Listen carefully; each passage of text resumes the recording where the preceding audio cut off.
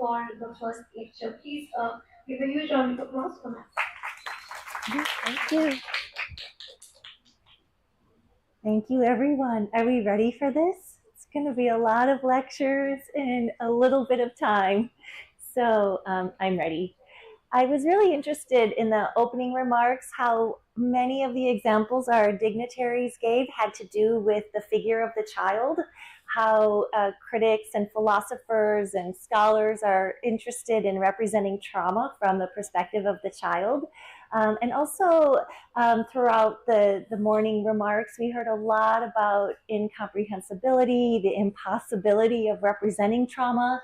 And so we have the paradoxical job this week to talk about how to represent trauma. So this first lecture, like we said, is introductory. It goes all the way back to Sigmund Freud and is heavily influenced by my mentor for my PhD named Cathy Caruth. So we'll get started. For our first lecture, we will begin at the beginning, at least where I see the beginning, which is in Cathy Caruth's close reading of Sigmund Freud's psychoanalytic theory of the unconscious mind. For me, trauma theory is a way of understanding literature, film, culture, and history. And it begins at Yale University, where Caruth and her cohort began to take and have conversations with Holocaust historians, deconstructive literary critics, and romanticists, and psychoanalysts to articulate a new way to understand Sigmund Freud's discovery, not only of the unconscious, but the related concepts of traumatic neurosis and the death drive, which far exceed or go beyond the original foundation or formulation of the pleasure principle. As Caruth tells us in the introduction to Explorations in Memory, the field has deep connections and relevance with sociology, history, film and literary studies, psychology, and even medicine and the law. What I hope to do in the next hour is to think about the genesis of trauma as an important theoretical lens, starting with Caruth's reading of Freud's Beyond the Pleasure Principle from 1920, and then going even farther back to a reading of Freud's interpretation of dreams. So much happens in those 20 years regarding Freud's dream analysis. Whereas Freud begins his career by understanding dream work as a fulfillment of wishes, in 1920, he must pivot and offer corrections to that earlier theory after seeing survivors from World War I who are having dreams.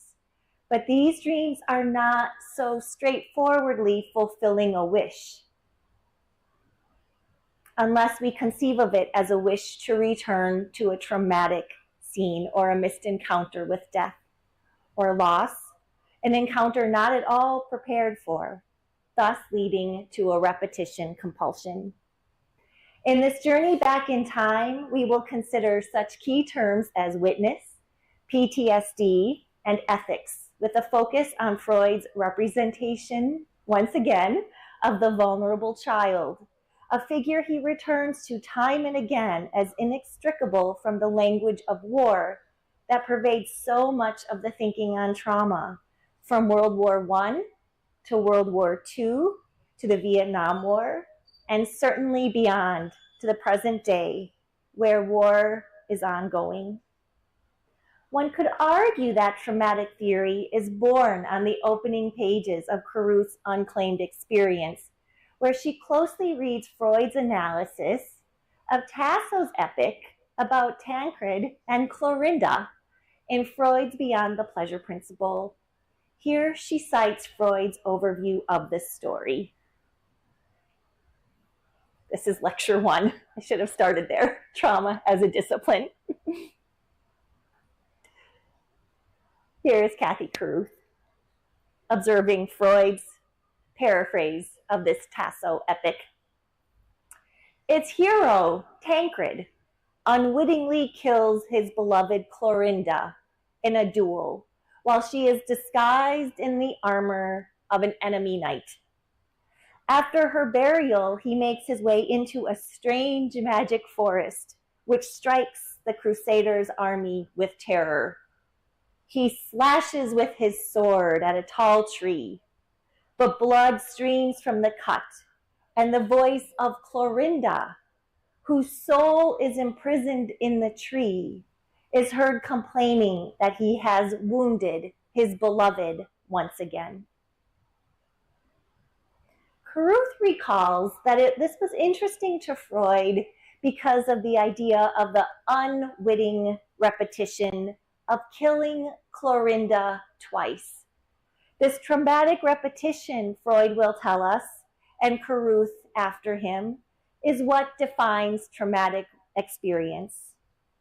For Caruth, quote, as Tasso's story dramatized it, the repetition at the heart of catastrophe, the experience that Freud will call traumatic neurosis, emerges as the unwitting reenactment of an event that one cannot simply leave behind.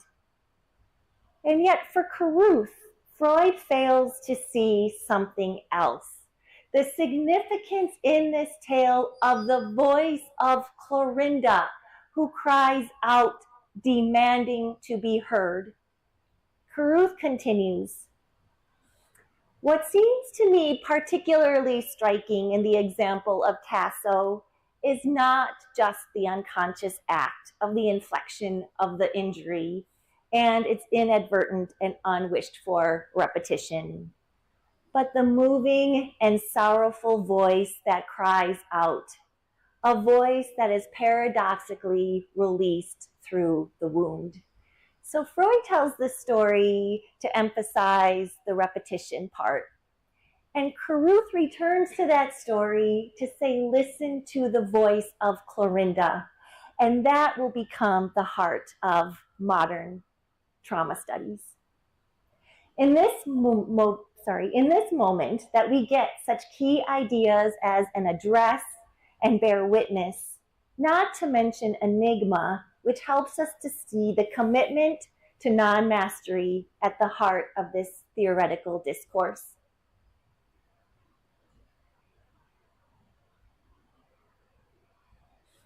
This is Caruth.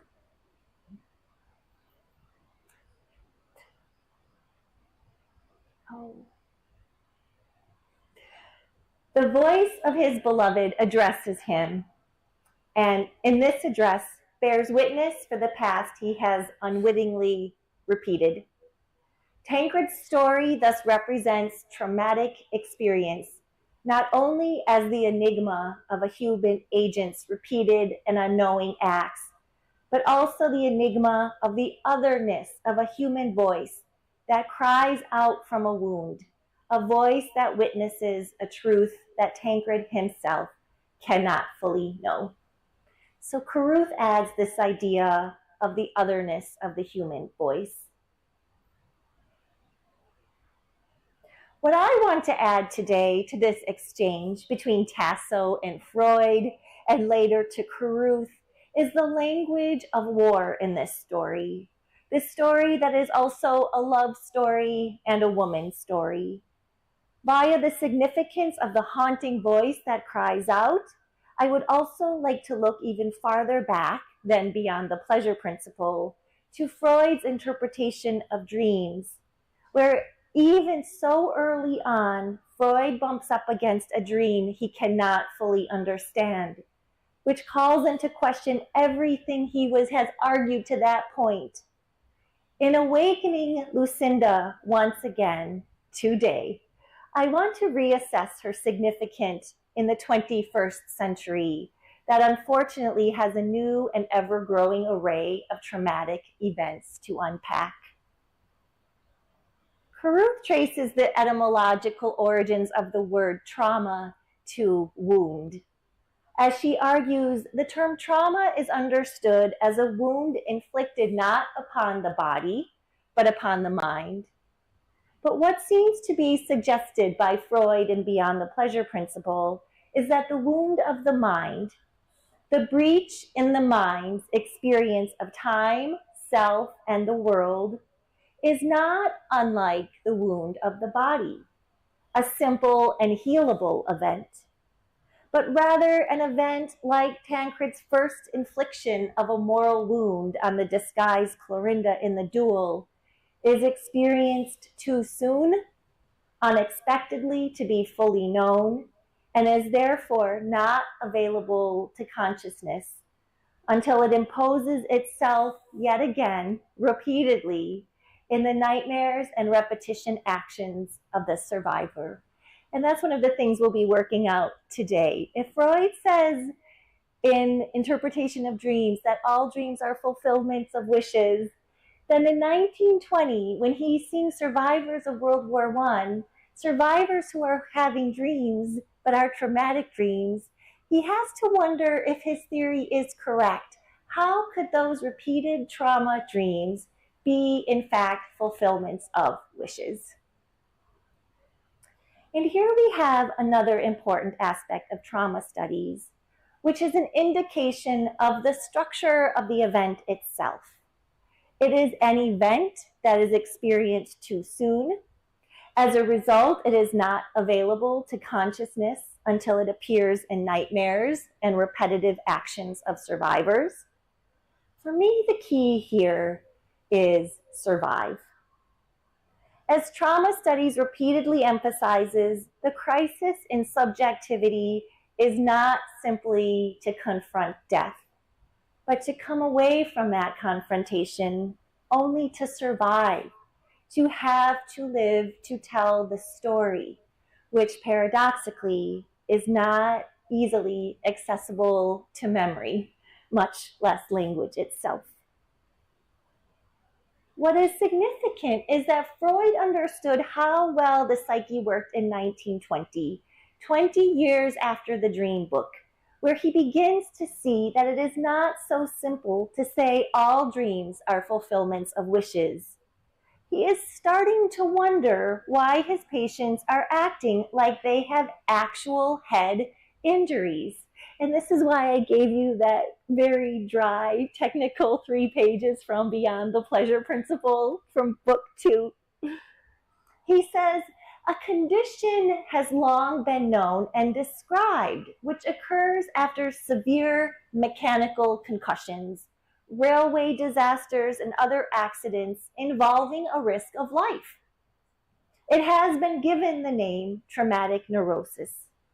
The terrible war, he's talking about World War I, which has just ended, gave rise to a great number of illnesses of this kind. But it at least put an end to the temptation to attribute the cause of the disorder to organic lesions of the nervous system brought about by mechanical force. So he's asking, why are people acting like they've had blunt force wounds to the head? For Freud, the traumatic repetitions and nightmares cannot be explained by mechanical concussions, organic lesions, injury, connection with the skull or the head or the brain in any way. Instead, the problem seems to come from the inside, as the psyche seems to be working against itself by returning the survivor to the scene of trauma repeatedly.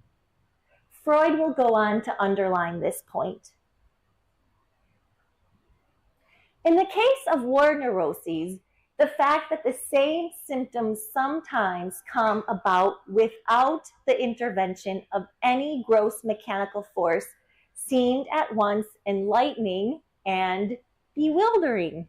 Imagine being Freud in 1920 saying, why are these people acting injured? Now, dreams occurring in traumatic neurosis have the characteristic of repeatedly bringing the patient back into the situation of the accident, a situation from which he wakes up in yet another fright. This astonishes people far too little. I love that little note that Freud saying, why are people not astonished by this? As we will discuss later today, Freud is interested not only in the situation of war, but also accidents, newly worrisome in the technological age. You can begin to see that this troubling case of war neurosis has Freud questioning the previous decades of his work on dreams, saying, quote, anyone who accepts it as something self-evident that their dreams should put them back at night into the situation that caused them to fall ill has misunderstood the nature of dreams.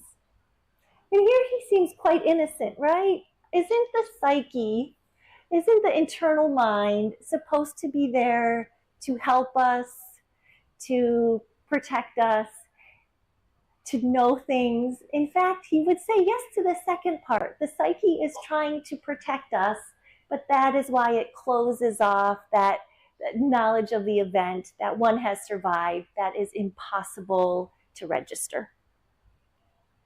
Why would the psyche put the survivor back into a traumatic nightmare?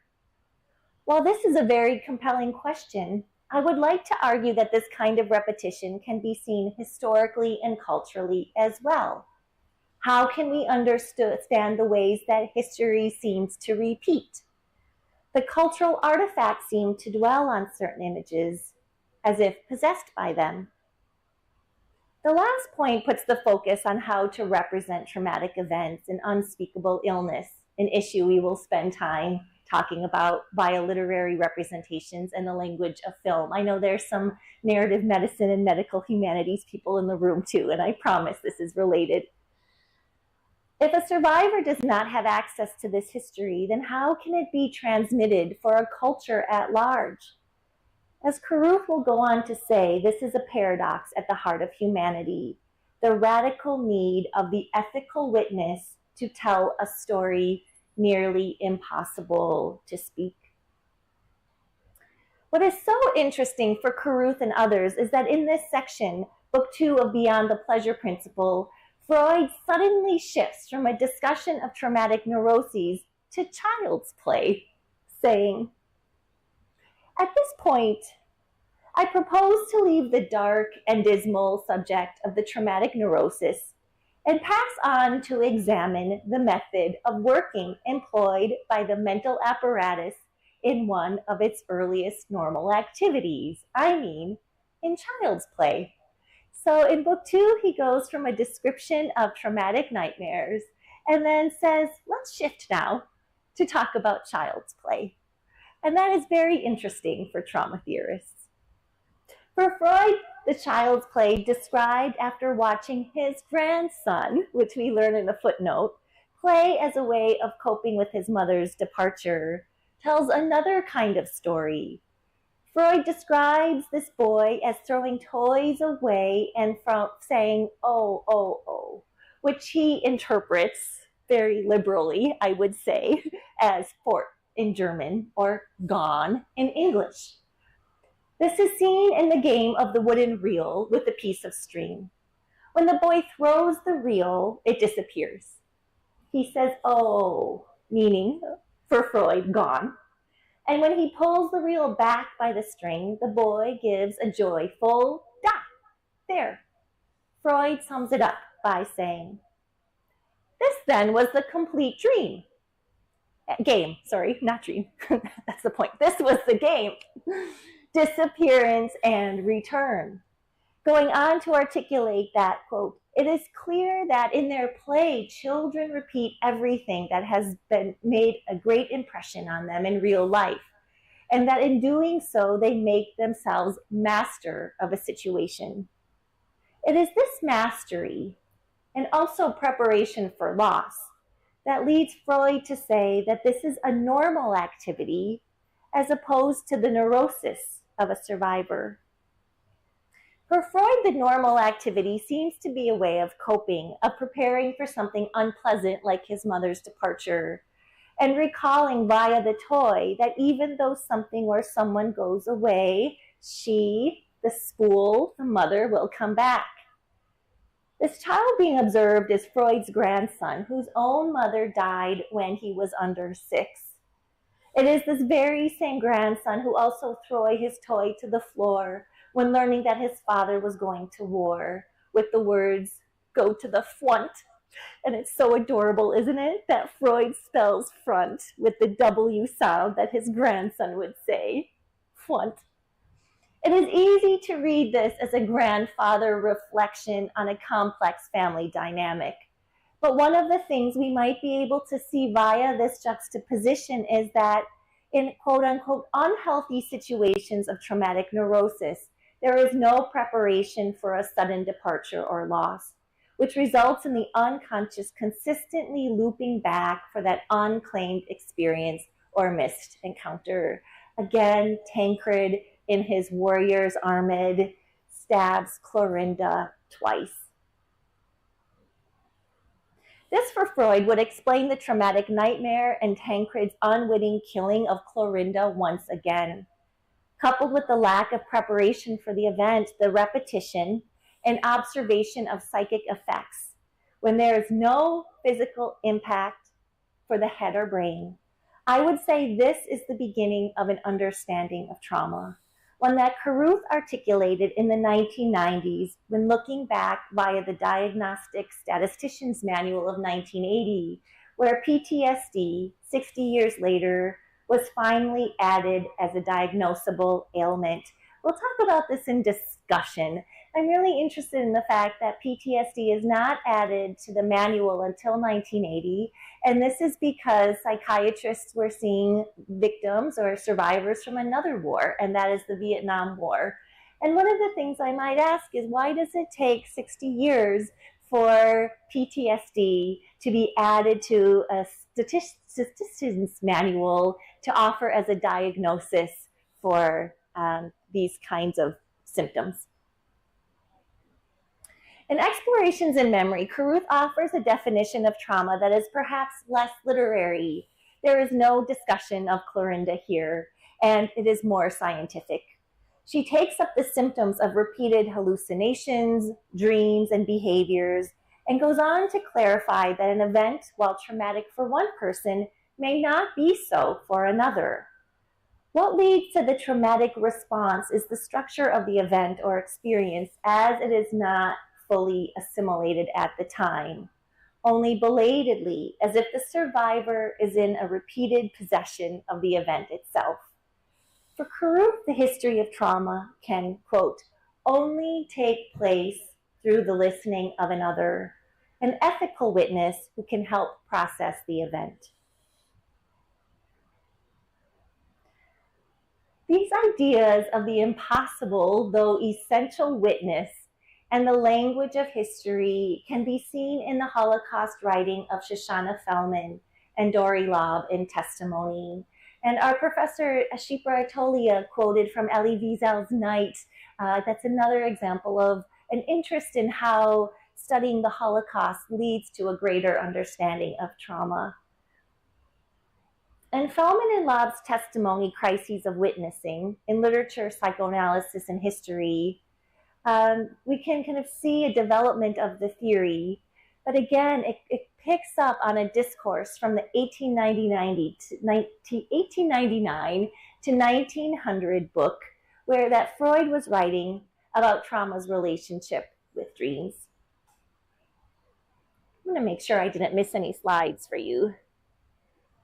All right, here is the slide from Freud talking about the child's play from Beyond the Pleasure Principle, when he says, at this point, I propose to leave the dark and dismal subject of trauma to talk about child's play. And we can return again to this in discussion. I'm curious about what you say about this moment. And now we're going to move back another 20 years to 1900, where Freud is talking about dreams very early on. It's important to think about the fact that interpretation of dreams was published on the brink of a new century. It articulated for the first time Sigmund Freud's theory that all dreams are fulfillments of wishes, and that the primary purpose of dreams is to allow the dreamer to continue sleeping. Trauma theorists think that Freud invented the unconscious. That is something we deeply believe in. When I teach this to students, 21st century students, they're suspicious even of this. They wonder if the unconscious is in fact real. So we can maybe discuss this, but my remarks take for granted the fact that there is an unconscious. And it was Freud and his colleagues around the 1895, 1900s that have figured this out. In this groundbreaking work, Freud details many convincing case studies to establish his new theory, until, curiously, he introduces the elusive dream of the burning child. Another child, right? Another dream. A dream, in fact, that seems to disprove his theory because it is so transparent.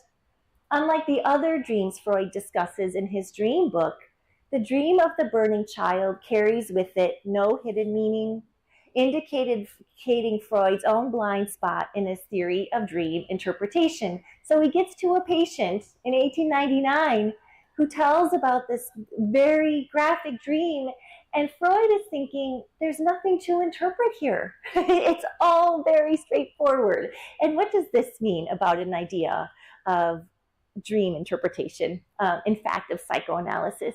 You don't need a psychoanalyst to talk about this dream, right?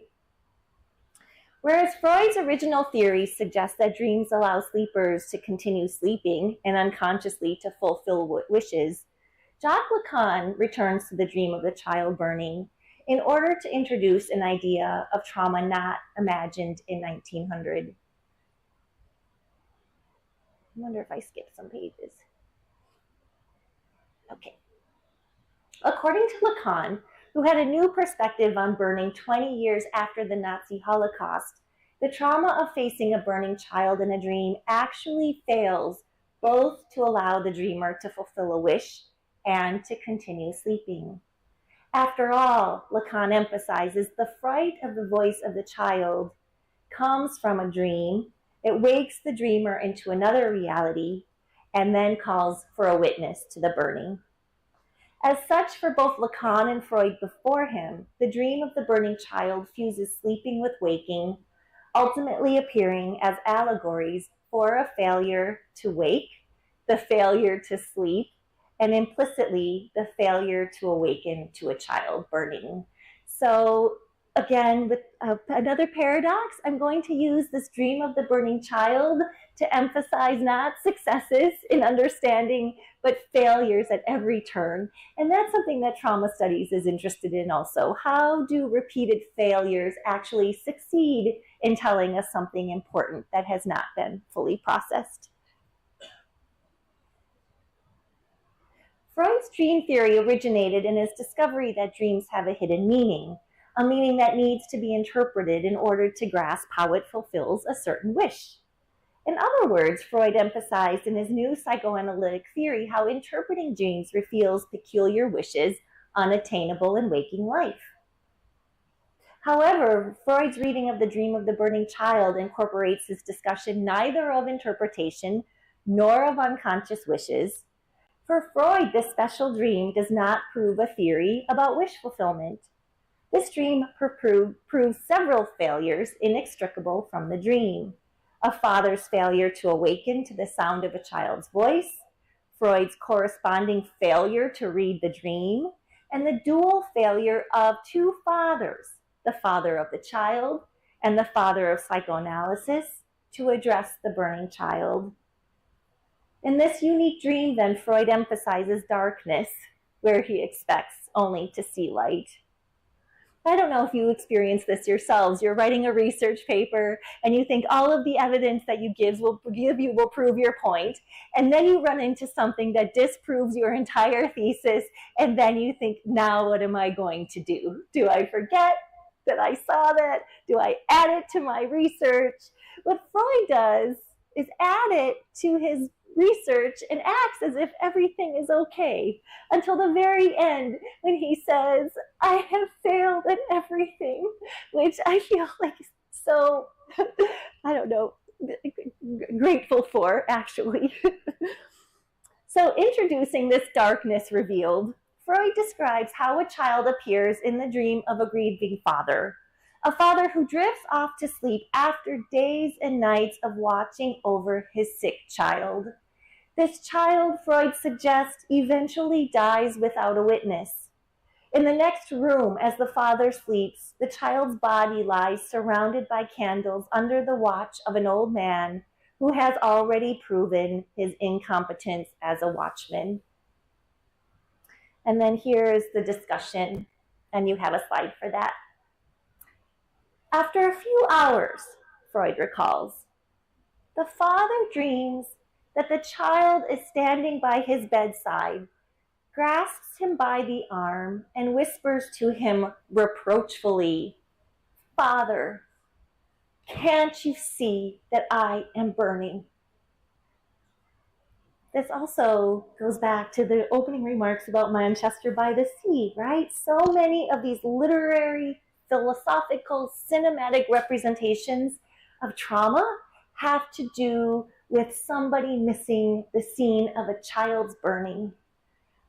He wakes up, notices a bright light coming from the room where the body is lying, hurries over, and finds the old attendant falling asleep, the shroud and an arm of the beloved body burnt by a lighted candle that had fallen across it.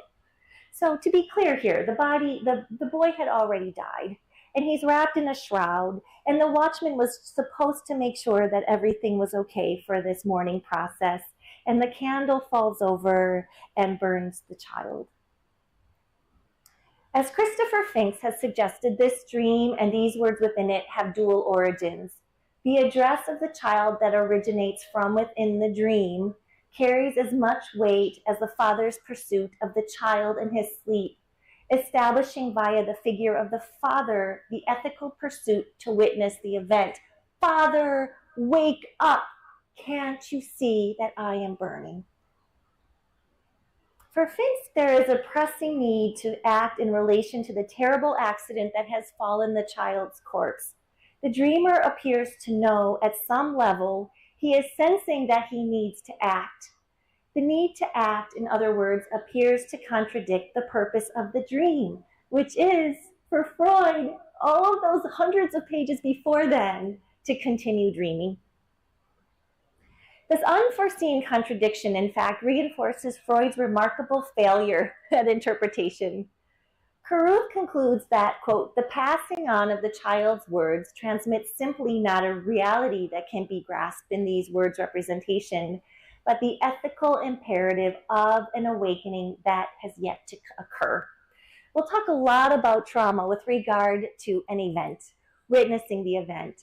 But a rereading of Caruth, especially now in the 21st century, reveals all of the times that she emphasizes the need to bear witness to an event. It goes all the way back to Freud in 1900, right? The ethical imperative of an awakening that has yet to occur. That can be for the Freud dream discussion and the father who needs to wake up. That can be for all of us who need to wake up in the 21st century. In fact, Freud himself acknowledged that among the dreams I have learned through others, there is one that now has very special claims on our attention. Here Freud calls the source of this difficulty a dream. However, the dream appears as more like a nightmare, although Freud refuses to describe it as such. The dream, in other words, possesses nightmarish qualities not yet named in Freud, but which nevertheless become the place where tradition and traumatic history emerge via the one sentence of the burning child.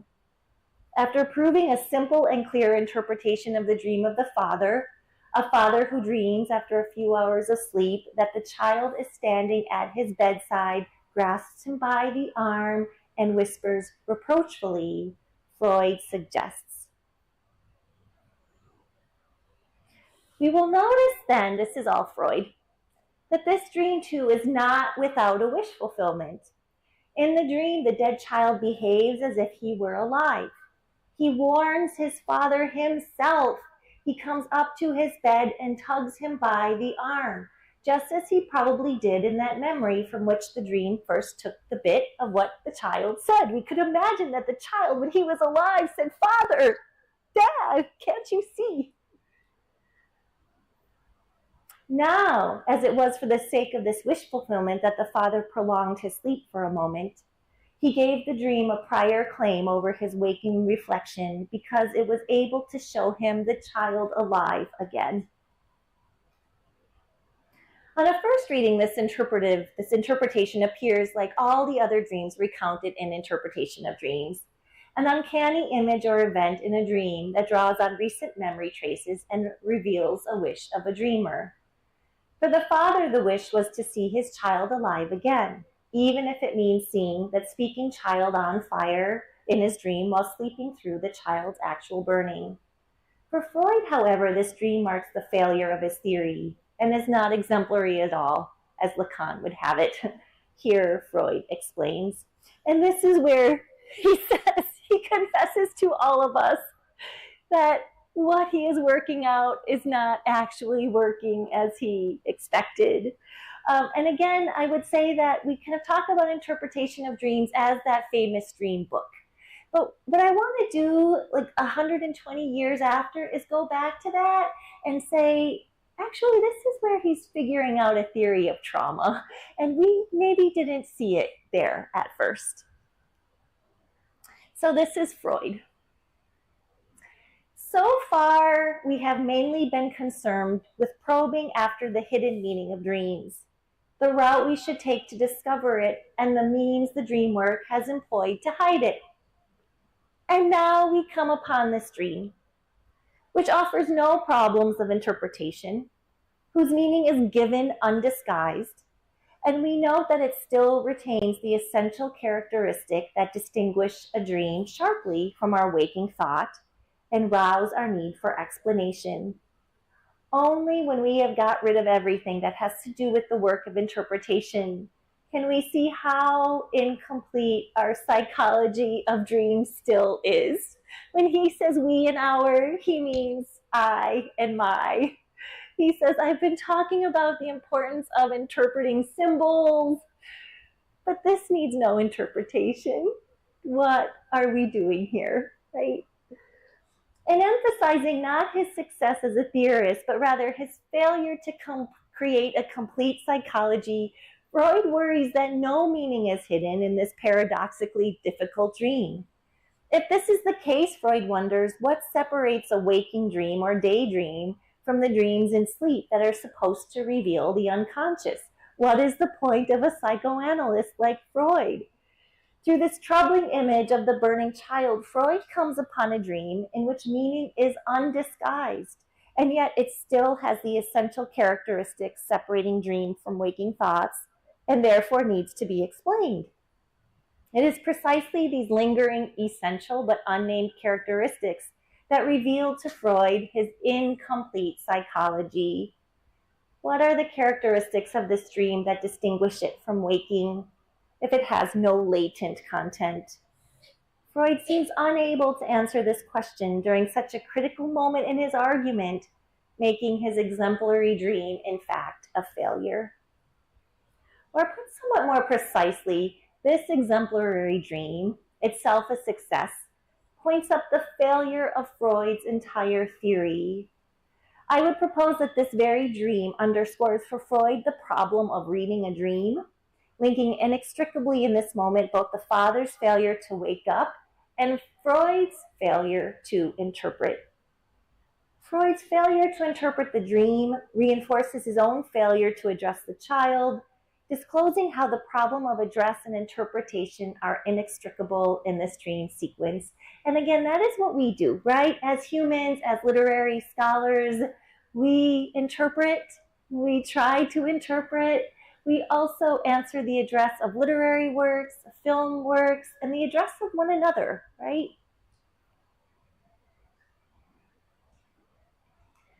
Given the status of interpretation, what are these essential characteristics to which Freud refers, separating the dream from waking fantasies? Although Freud did not have an answer at the time, we might say that the answer resides in the dying child, silenced in the dream, the child speaking inaudibly outside of the dream, while also heard undeniably on the inside. Until this very realization, Freud had been remarkably successful in proving his new theory. Until now, he says.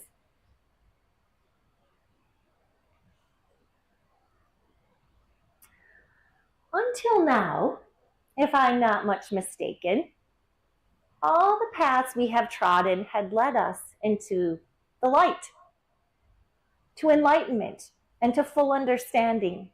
From the moment we propose to go more deeply into the psyche's inner processes of dreaming, all our ways lead into the dark. It is impossible for us, this is still Freud, to get as far as explaining the dream as a psychical process, for explaining means tracing back to what is already known. And at present, the psychological knowledge does not exist that we could use as an explanatory framework for what we have been able to deduce from our psychological scrutiny of dreams. This is basically a long way of saying I do not know. On the contrary, we shall be obliged to put forward a set of new assumptions, touching speculatively on the structure of the psychical apparatus and the play of forces active in it, though we must take care not to spin them out too far beyond the first logical links, for if we do, their worth will vanish into uncertainty. The new knowledge, at the heart of this plea of the dream's burning child, the unheard and heard voice of the child, suggests for the first time that aspects of dreams and the psychical process are, in fact, unknowable. We have until 12:30. Is that true? I wanted to give us time to reflect on some of these things and on some of these passages. So maybe I'll just present for 5 or 10 minutes longer, and then we can come together and think about these passages and what's at stake before our time ends at 12:30.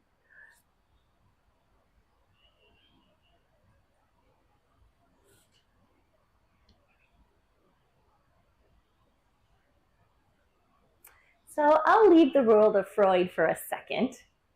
And I want to jump forward to Jacques Lacan. And I'm not sure, I should even not take for granted that people are still talking about Freud in English departments. In my university, there are a lot of psychology students who say Freud has been discounted decades ago.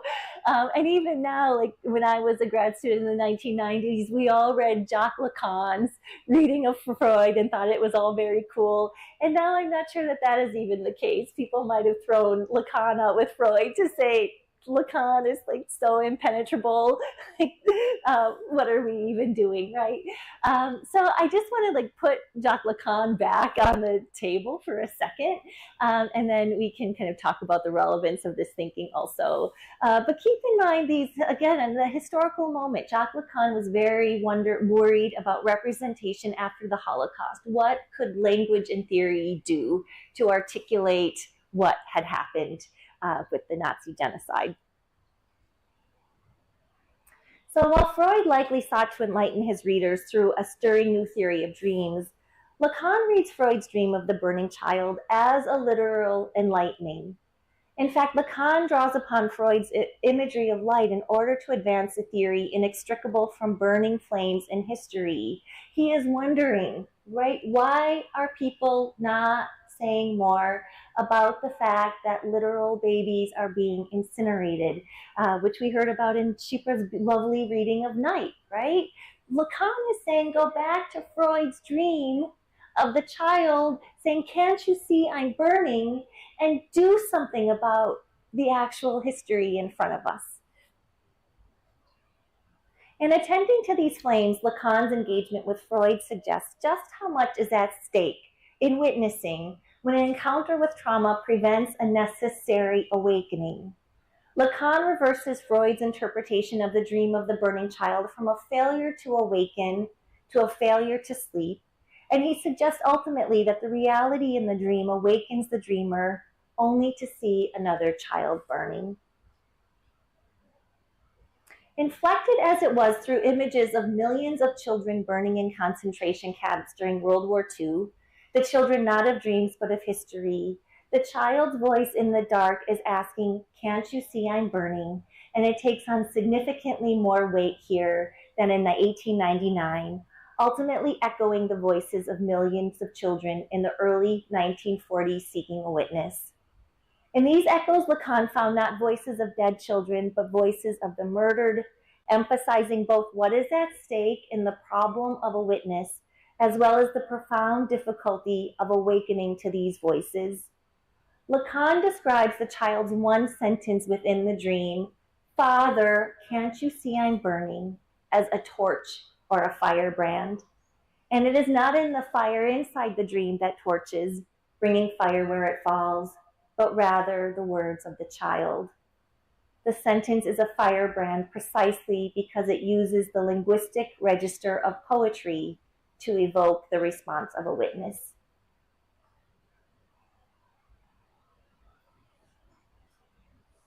An act of homage, the dream of the burning child traces in the past the guilt of the future.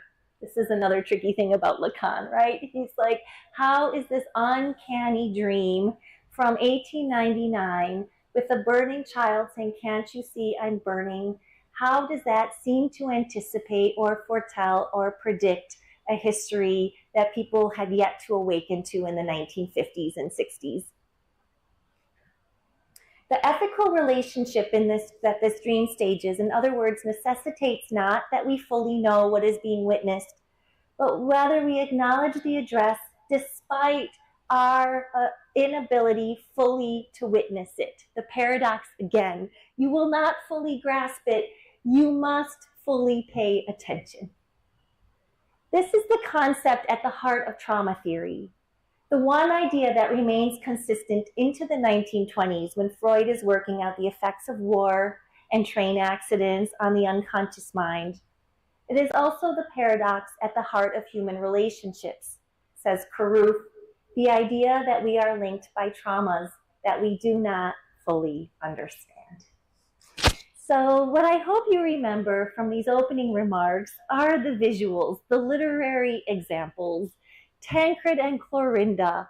Clorinda waking up a second time and saying with her voice, pay attention. The child in Beyond the Pleasure Principle who plays with that spool there and gone and there to compensate for the fact that there are things in life that we cannot prepare for. And then Freud's comments on the dream of the burning child and how that child also reinforces his failure as a father, as the father of psychoanalysis. So in these very theoretical concepts, I think we have some really kind of interesting literary moments to deal with. So if we had to reflect on what some of those passages said, and what again, this is interpretation on my own, right? Like what I am saying about what Caruth is saying about Freud.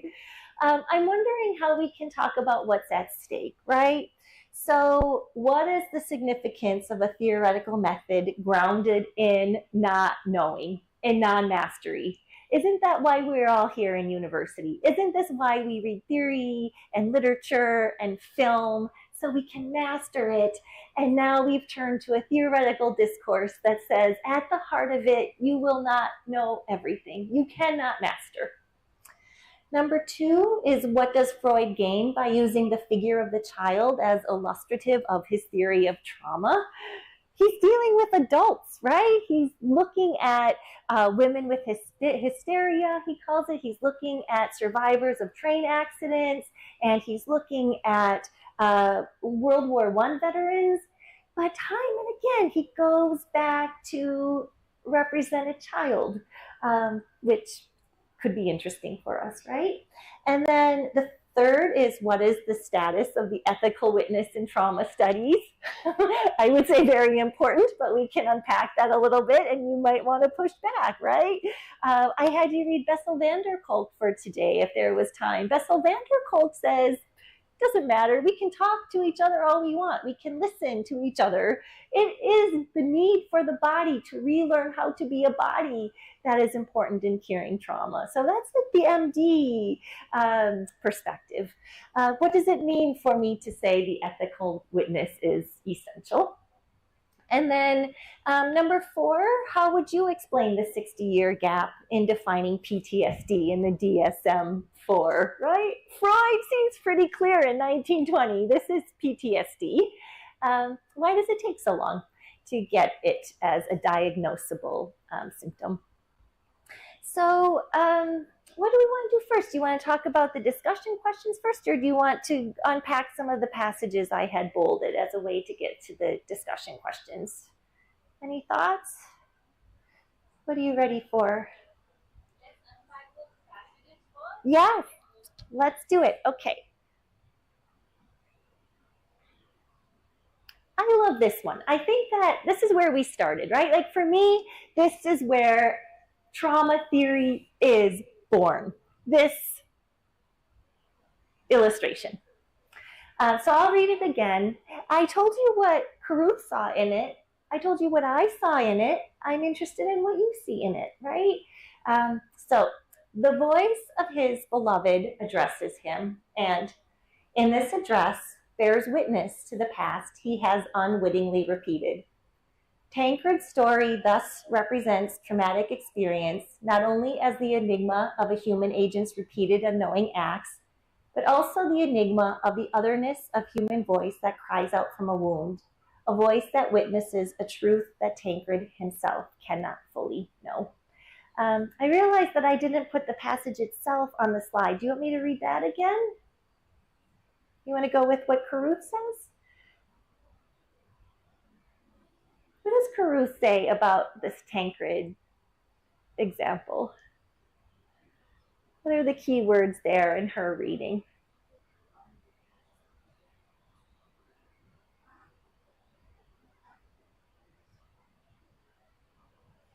So does she repeat some words? Say that again. Yes. Beautiful. The voice that cries out, right? From the wound, a voice that witnesses a truth. I love that. What's the focus on the voice here? What does that tell us about her understanding of trauma? The accents. Oh, the accents. Say more about that. He unknowingly slashes on a tree. Then he has to also Florinda. The voice arises the trauma inside him. Beautiful. I love it. It's not like he murdered part time to maybe lover. She was the lover. Yes. But the voice for the first time, he is complaining about his actions. For the in part what he has done. Yes, I love that. The voice complaining about his actions. That's so important. It's not like sometimes I read this and I'm like, oh yes, that's the literal voice of Clorinda in the tree. And your response is like, no, it's not, right? Like that is not literally Clorinda. It is not a tree speaking. This is the voice in your reading, I love it, of Tancred understanding his actions repeated twice. This is a voice that is coming from within his mind, right? And reminding him of this unwitting violence, not once, but twice. So I think that's significant. And I, Caruth doesn't really underline that, but you're onto something. And like the idea of the address, the beloved addresses him. In this address bears witness the enigma of the otherness of the human voice, and a voice that witnesses a truth. That is 4 times mentioning this, some kind of voice bearing witness. But what would it mean to think about that voice as coming from within the soldier, right? Within Tancred himself. That's really brilliant. Other things that stand out about this one, you'll notice that Freud and Caruth say unwittingly a lot. Do you think that's interesting? Why is that emphasized?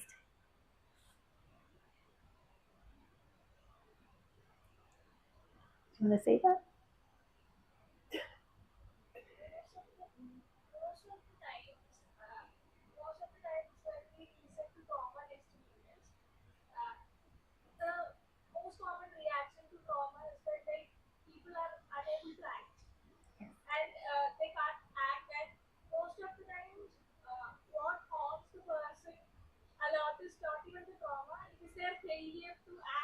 Yes.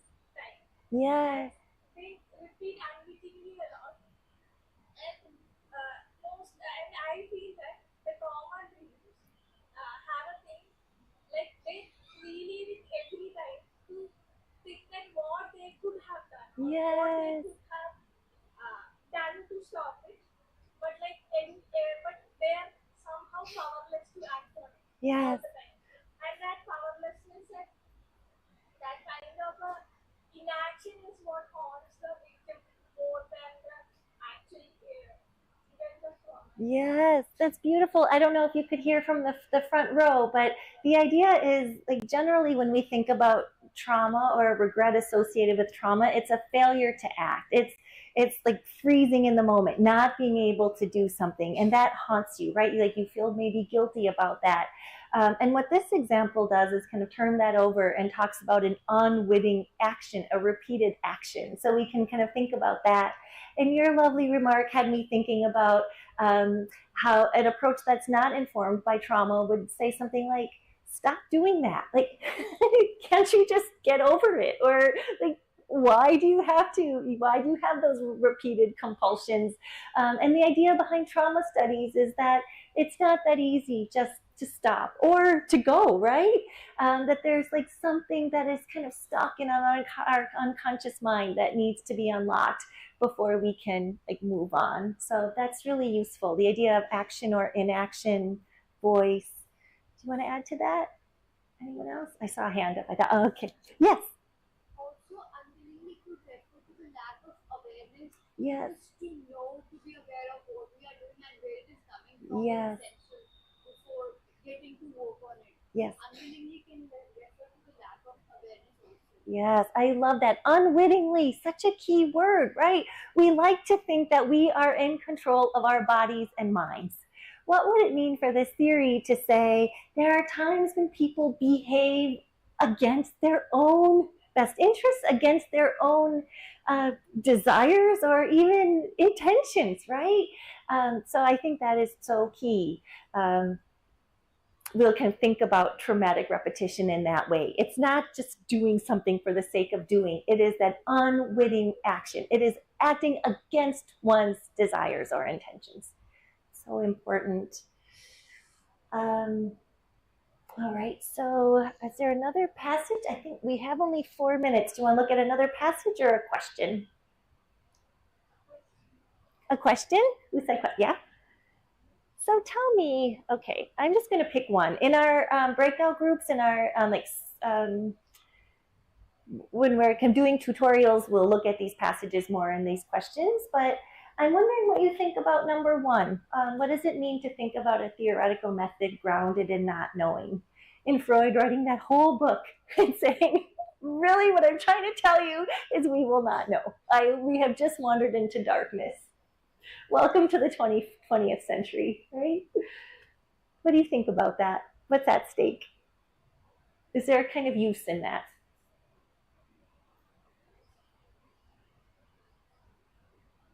Or you can also say this is radically unhelpful. Thank you. Yeah, thank you. Yes, I love it. Know that you will not know everything. It's kind of comforting in that way, right? And I do think there's this kind of ethical understanding of non-mastery. You know, what does it mean to pretend you know everything, to like have control over everything? Where does that get you? Okay, any other thoughts on that? Yes. Assuming that we know everything draws us into a framework of closed thinking. Great. But when we assume that we don't know anything, we are open to more possibilities. Yes. And we are ready to experience different angles to approach a problem, and still we can remain grounded that we cannot know more. There are more possibilities for the future without disregarding what we already know. Yes, that's beautiful. That's what we do as scholars, right? Like if we think less in terms of mastery and more in terms of questioning. Shoshana Fellman, who I mentioned earlier, is an advocate of keeping the question open. And she's talking to psychoanalysts, right? She's saying if you hear somebody like speaking of their traumas or histories, remember, when you're interpreting, keep that question open. Have the patient keep that question open. But that is, I mean, that's a lesson for scholars, right? Keep the question open. Keep going back to the passage and finding more and more and more in it. Because once you've discovered, you think you've discovered mastery, then you stop. Then, as you say, the question is closed. We will not return to it. But that forecloses our knowledge. It will also mean that each traumatic experience is unique and it can never draw parallels between other Beautiful. experiences.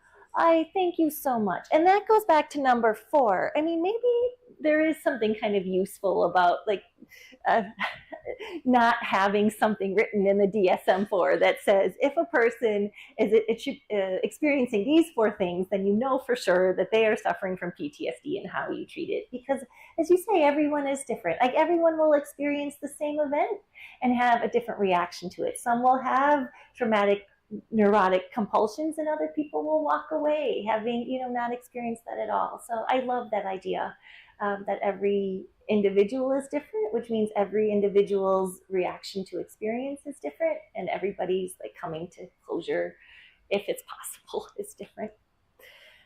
So maybe we should end there. We had an hour, right? I don't want to take up too much of your brain space since we have a lot of hours to go.